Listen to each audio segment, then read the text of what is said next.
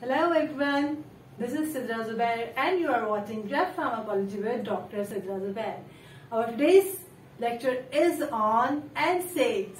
NSAIDs stands for non-steroidal anti-inflammatory drugs. Non-steroidal anti-inflammatory drugs.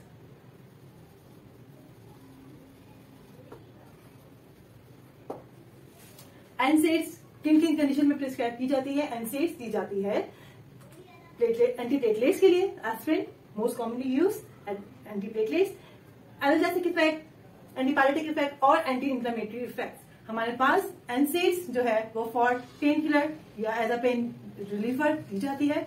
इससे पहले हम डिस्कस करते हैं कि पेन या पेन इन्फ्लेमेशन का प्रोसेस कैसे बिगिन होता है.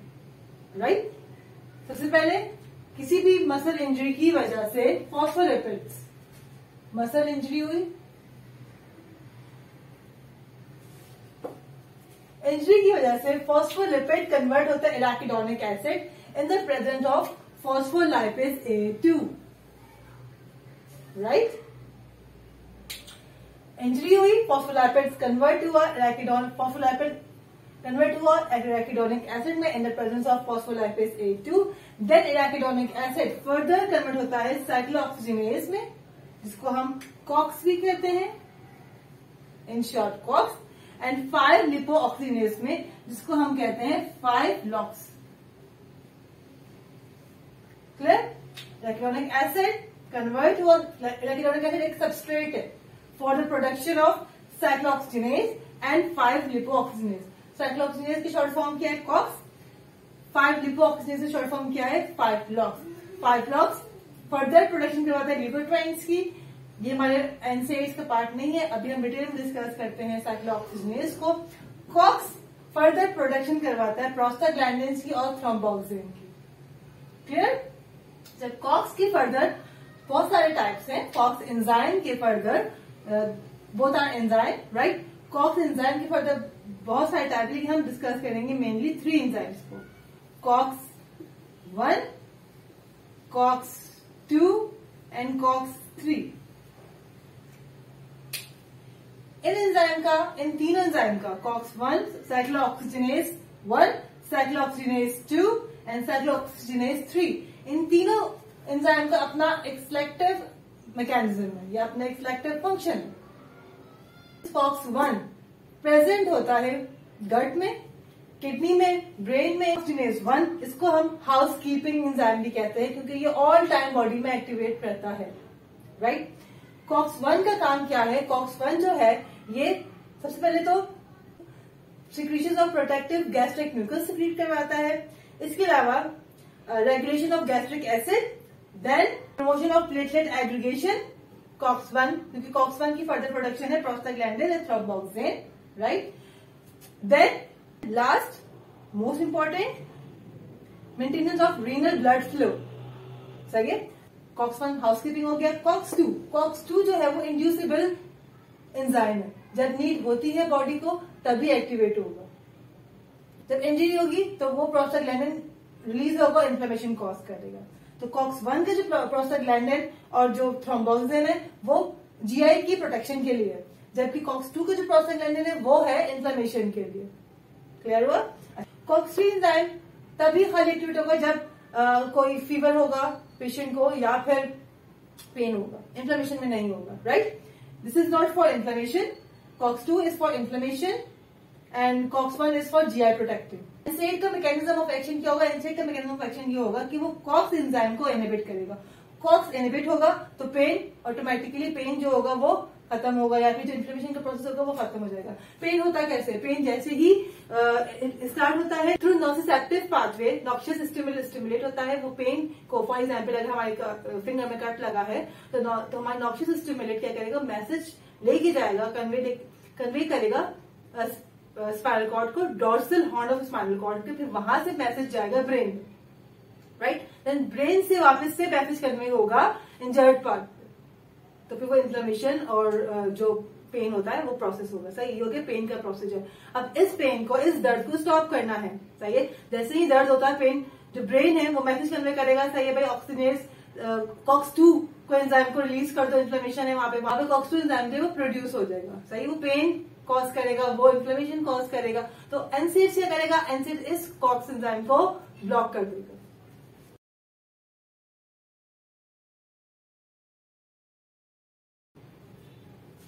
तो थेरेप्यूटिक यूजेस क्या हो गया एनसेड्स का, एंटी इन्फ्लेमेटरी इफेक्ट है, एंटीपायरेटिक इफेक्ट है, एनालिसिक इफेक्ट है, एंटी प्लेटलेट्स इफेक्ट है। अब हम बात करते हैं एनसेड्स की ड्रग क्लासिफिकेशन। एनसेड्स को क्लासिफाई किया according to their chemical structure, सही, and according to their clinical effects. Clinical effects में हमें पता है कि हमारे पास जो एंजाइम प्रेजेंट है, जिस एंजाइम को वो ब्लॉक करेगा वो उस क्लास में आ जाएगा ड्रग। फॉर एग्जाम्पल हमारे पास क्लास ऑफ ड्रग आती है non selective COX inhibitor, selective COX-2 inhibitors and selective COX-1 inhibitor। इसके अलावा नॉन सिलेक्टिव में भी हमारे पास फर्दर आ सकता है कि प्रिफेर कौन से एंजाइम को कर रहे हैं ज्यादा, प्रिफरेंस पे,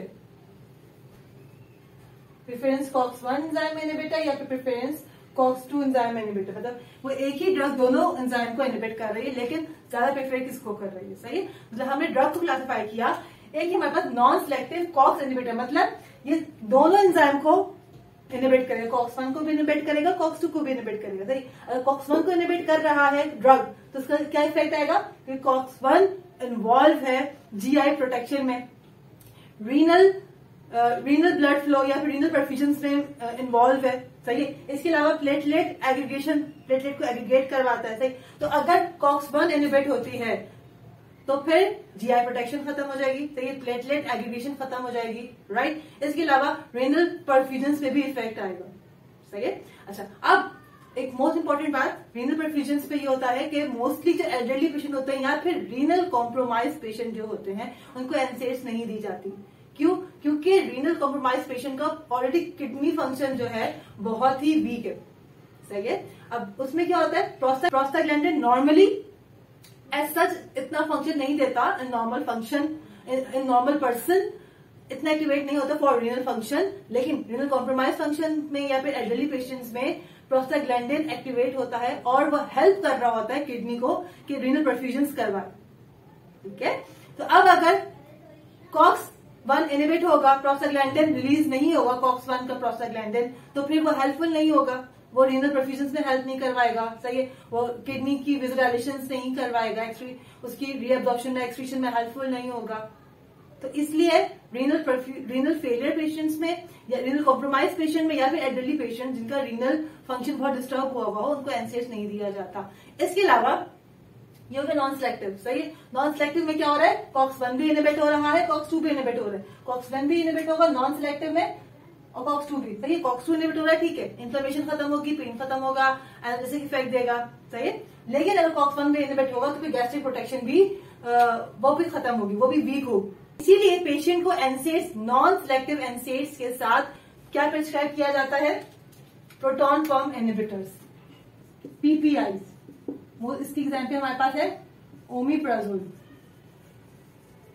to protect GI mucus, right. अगर नॉन सिलेक्टिव देंगे कॉक्स इनहिबिटर नॉन सिलेक्टिव देंगे तो फिर उसके साथ PPI, उसकी एग्जाम्पल है ओमिप्राजोल, वो एडअप किया जाता है ताकि जीआई म्यूकस जो है वो प्रोटेक्ट है।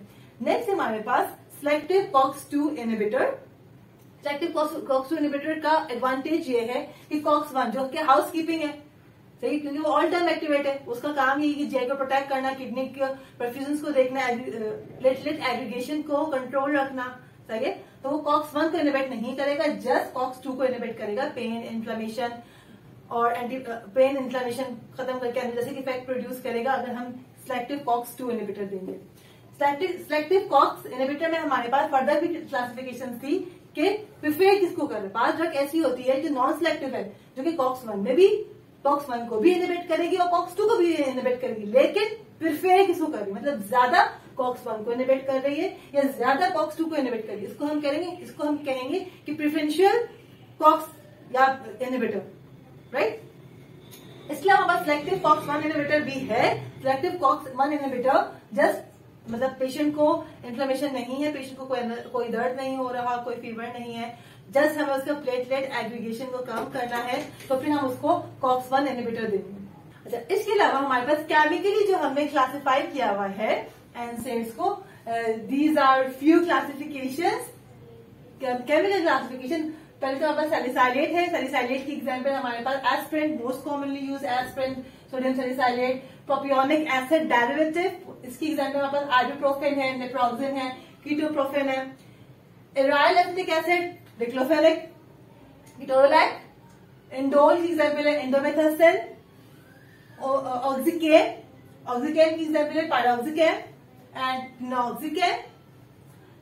एंथ्रानिलिक एसिड डेरिवेटिव की एग्जांपल है मेफिनेविक एसिड।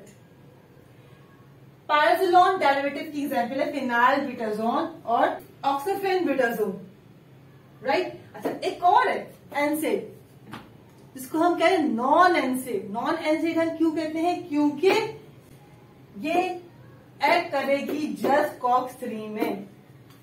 नॉन एनसेड मतलब ये COX-3 में खाली एक्ट करेगा, जो एनसेड होगा वो COX-1 और COX-2 को इनहिबिट करेगा। नॉन एनसेड COX-3 में मतलब ये इसका इफेक्ट खाली एनाल्जेसिक है और एंटीपायरेटिक है। एनाल्जेसिक और एंटीपायरेटिक,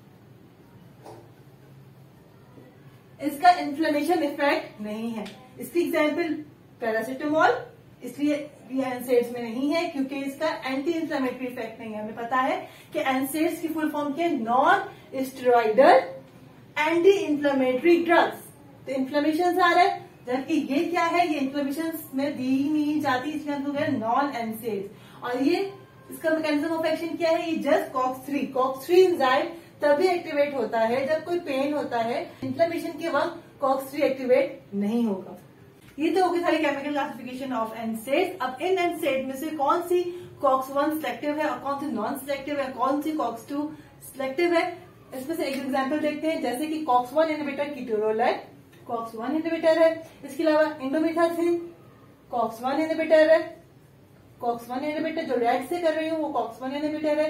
इसके अलावा हमारे पास कीटोप्रोफेन COX-1 इनहिबिटर है, राइट। देन हमारे पास आता है नॉन सिलेक्टिव। नॉन सिलेक्टिव में हमारे पास एग्जांपल है आइबुप्रोफेन, नेप्रोक्सिन, पायरोक्सिकेन, ये है non selective. Non selective COX मतलब दोनों COX को, COX-1 को भी इनहिबिट करेंगे, COX-2 को भी इनहिबिट करेंगे। फिर इस COX-1 इनहिबिटर में हमारे पास एग्जांपल है एस्पिरिन, डिक्लोफेनेक,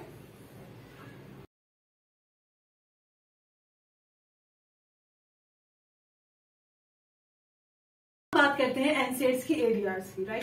सेफ्टी और एफिकेसी ड्रग्स की बहुत इंपॉर्टेंट होती है, क्योंकि हमने डिस्कस किया कि COX-1 एंजाइम हाउसकीपिंग एंजाइम है, GI प्रोटेक्टिव एंजाइम है। तो अगर GI प्रोटेक्शन ही रुक जाएगी तो रिस्क ऑफ ब्लीडिंग हो सकता है। कैसे हो सकता है, हम डिस्कस करते हैं। COX-1 एंजाइम फर्दर जो है वो प्रोडक्शन करवाता है, COX-1 एंजाइम फर्दर प्रोडक्शन करवाता है प्रोस्टाग्लैंडिन की और थ्रोम्बोक्सिन की। प्रोस्टाग्लैंडिन कौन से?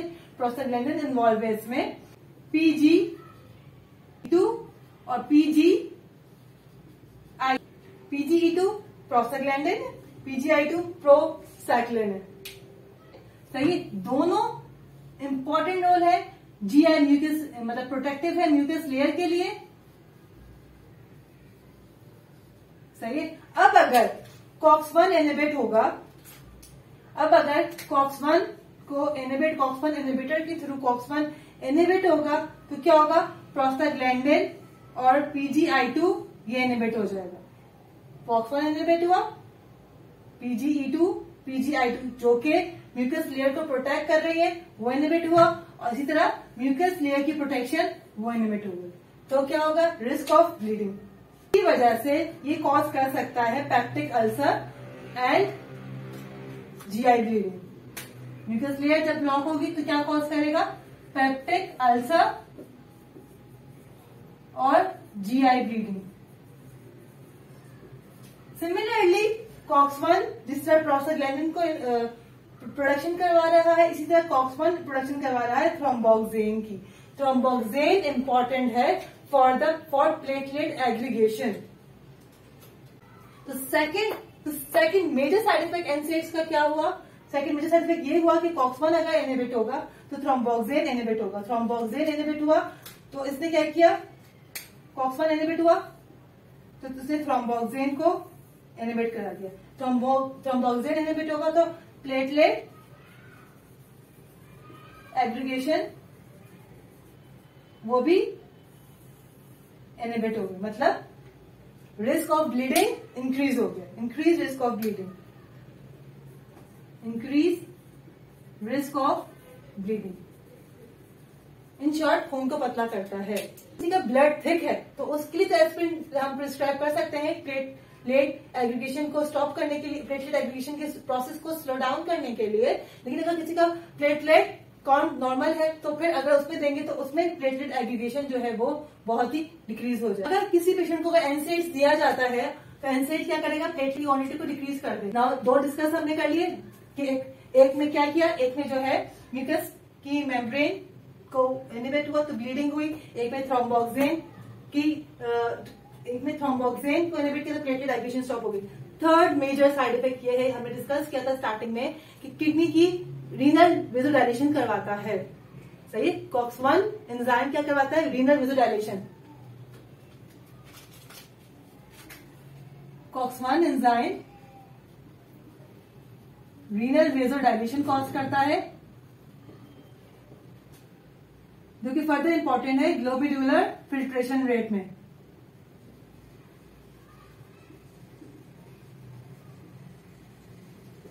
कॉक्स-1 एंजाइम का अगेन कॉक्स-1 एंजाइम का PGE2 और PGI2 कौन कौन से? कॉक्स-1 एंजाइम का PGE2 और PGI2 दोनों करवाते हैं वेसोडाइलेशन। वेसोडाइलेशन कैसे करवाते हैं? Through renal afferent arteriole. Through renal afferent arteriole renal vasodilation होती है, ग्लोमेरुलर फिल्ट्रेशन रेट को मॉनिटर करता है। तो अगर कॉक्स-1 इनहिबिट हो जाएगा तो क्या होगा? PGE2 और PGI2 की फंक्शनिंग नहीं होगी, PGE2 और PGI2 नहीं बनेगा। तो PGI2 PGI2 नहीं बनेगा तो वेसोडाइलेशन नहीं होगी। वेसोडाइलेशन नहीं होगी तो ग्लोमेरुलर फिल्ट्रेशन रेट में भी problem I, which causes increase risk of renal injury. क्यों? क्योंकि एनसेड ब्लॉक कर रहा है प्रोस्टाग्लैंडिन को। प्रोस्टाग्लैंडिन स्टॉप होगा तो फिर वो कॉज कर रहा है रीनल इंजरी को। फोर साइड इफेक्ट का इफेक्ट है कार्डियोवैस्कुलर सिस्टम पे। एक हमने डिस्कस किया एंटीप्लेटलेट इफेक्ट, एक हमने डिस्कस किया जीआई प्रोटेक्टिव, एक डिस्कस किया हमने रीनल में, और अब हम डिस्कस करेंगे कार्डियोवैस्कुलर सिस्टम पे। कार्डियोवैस्कुलर सिस्टम पे भी बहुत ही मोस्ट इंपॉर्टेंट इफेक्ट देता है, जो कि प्रोटेक्टिव भी है और जो कि हार्मफुल भी। कॉक्स-1 इनहिबिटर अगर हम देते हैं तो वो प्रोटेक्शन प्रोड्यूस करता है, लाइक एस्पिरिन। ठीक है, इसी तरह अगर हम कॉक्स-2 दे रहे हैं तो उसका अपोजिट इफेक्ट प्रोड्यूस कर सकता है। कैसे? कॉक्स-1 एंजाइम कॉज करता है कॉक्स-1 एंजाइम प्लेटलेट को एग्रीगेट करवाता है और वेजोकॉन्स्ट्रक्शन करवाता है।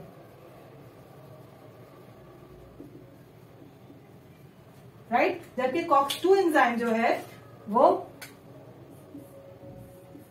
COX-2 enzyme inhibition of platelet activation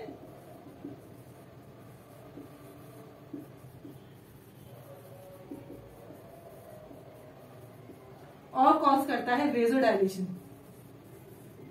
under normal circumstances में कॉक्स-1 जो है प्लेटलेट को एग्रीगेट करवाता है, थ्रोम्बोक्सिन जो हमने डिस्कस किया, और वेजोकॉन्स्ट्रक्शन करवाता है। राइट, इन नॉर्मल सर्कमस्टांसेस में कॉक्स-2 जो है वो प्लेटलेट की एक्टिवेशन को इनहिबिट करता है और वेजोडाइलेशन करवाता है। हमारी बॉडी में दो मैकेनिज्म, पॉजिटिव फीडबैक और नेगेटिव फीडबैक चाहिए, दोनों साथ साथ चलते हैं तो बॉडी का बैलेंस मेंटेन रहता है। अब यहाँ पे क्या हो रहा है? एंडोथेलियम में कार्डियोवैस्कुलर सिस्टम, ये कार्डियोवैस्कुलर सिस्टम की बात हो रही है। सही है, सीवीएस की साइड इफेक्ट की बात हो रही है। अब हमने दिया है इनहिबिटर्स, सही है।